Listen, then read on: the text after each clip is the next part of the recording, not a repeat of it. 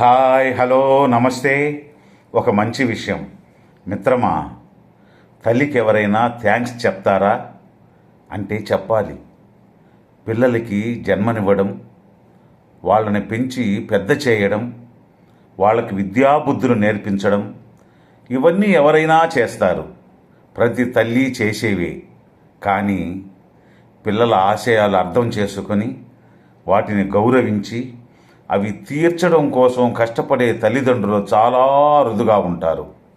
మీలాగా, అంటే ఈ వీడియో చూసేవాళ్ళలాగా ఒక కొడుకు ఇలా అంటున్నాడు: నువ్వు నా కలలు తీర్చుకునే ప్రయత్నానికి ఊపిరి పోశావు, నా ఆశయాల వైపు అడుగులు వేయటానికి దారి వేశావు.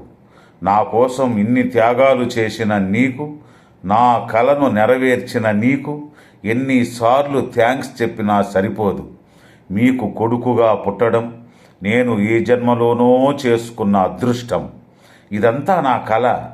ఈరోజు నా కలలు నిజం చేశావు. తల్లి తన సంతోషాన్ని ఎప్పుడు తన కొడుకులోనే వెతుక్కుంటుంది. తన కొడుకు బాధపడితే తను కన్నీళ్లు పెట్టుకుంటుంది. బయటికి కొంచెం కటువుగా కనిపించినా తల్లి కొడుకు దగ్గరకు వచ్చేసరికి ఎలా కరిగిపోతుంది.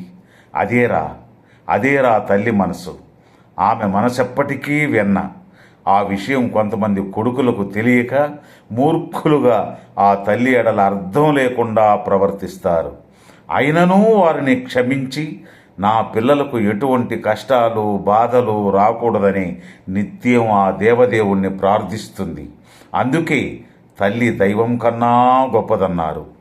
ఎందుకంటే వరాలు అడిగితేనే ఇచ్చేవాడు దేవుడు. అడగకుండానే తన పిల్లలకు ఏమి కావాలనో, ఎప్పుడు కావాలనో అన్నీ సమకూర్చే దేవత లాంటిదే తల్లి. గొప్ప ఆలోచనలు భావాలున్న భార్య దొరికితే తల్లి తర్వాత మరో తల్లిగా ప్రతి మగాడు భావిస్తాడు మిత్రమా. ఏదో సినిమాలో కోరనిదే వరాలిచ్చి కొండంత వెలుగునిచ్చి మట్టిని మణిగా చేసిన మమ తిరిగిన దేవత కథ చెప్పాలని ఉంది అన్నట్లు. Thank you very much. విన్నారుగా.